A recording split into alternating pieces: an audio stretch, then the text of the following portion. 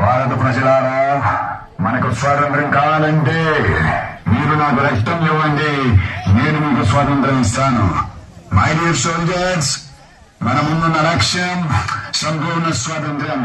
ఆ స్వాతంత్రాన్ని సాధించడానికి మనం గొప్ప త్యాగాలు చేయాలి. మీరు సిద్ధమేనా? సిద్ధమేనా? బోలో స్వతంత్ర భారత్